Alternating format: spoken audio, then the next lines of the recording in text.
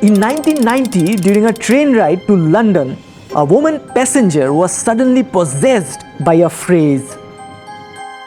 Boy who doesn't know he's a wizard goes to wizarding school.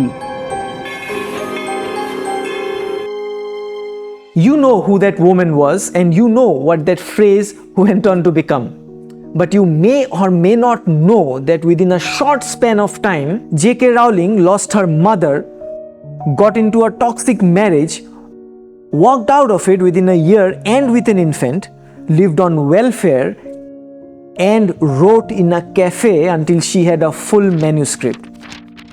And then she was rejected by 12 publishers.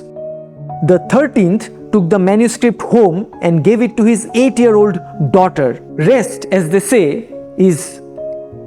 But the question is, how could so many experts fail to see the magic of Harry Potter? And it was not just with JK Rowling.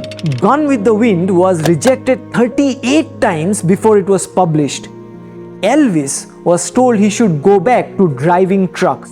Walt Disney was fired early on because he lacked imagination and had no good ideas. Princeton Sociologist Matthew Salganik argued that bestsellers, be it books, songs or movies, were disproportionately more successful than their peers. But if the best are so much better than the rest, then why do experts have such a hard time identifying them? To find out, Salganik and his colleagues set up a simple experiment. They designed a website and put up songs from local bands. People could listen to these songs and download them if they liked. The songs were then sorted based on the number of downloads.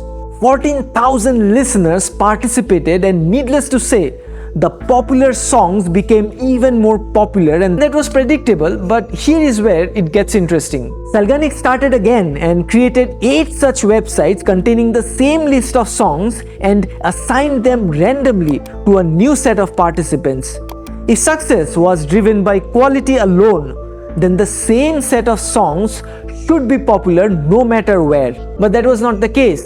The reason was social influence. People tend to follow those who came before them.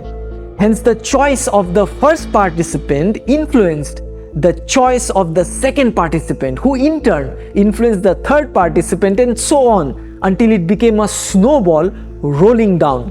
Experts fail to predict hits because social influence magnifies randomness. We live in a world where there are unlimited options but limited time.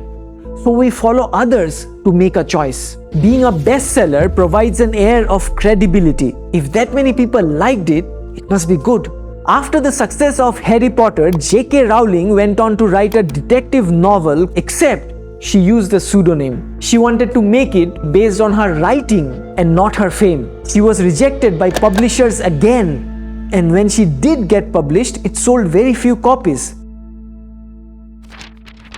Then overnight, the book became a bestseller. Someone had revealed that Rowling was the author. Without JK Rowling's name on it, The Cuckoo's Calling was one of the thousands of well-written detective novels fighting for readers' attention. With her name on it, that book became a bestseller. The implication is that bestsellers are most often driven by luck and the heart, rather than just based on quality. It doesn't mean that terrible books or movies are just as likely to succeed. It only means that those who do succeed are not disproportionately better than the other good piece of art that they are competing against, like their disproportionate success would make us believe. For every JK Rowling or Elvis Presley that makes it, thousands of others never do. Thousands who are equally good and hundreds who could be better. But their manuscripts rot in their drawers, and their songs are lost when their hard disks crash. So the next time we celebrate a bestseller, let's hold back a little. Let's have some space left in our heart for those artists whom we'll never know, because they cried out, just as passionately as any bestseller ever did.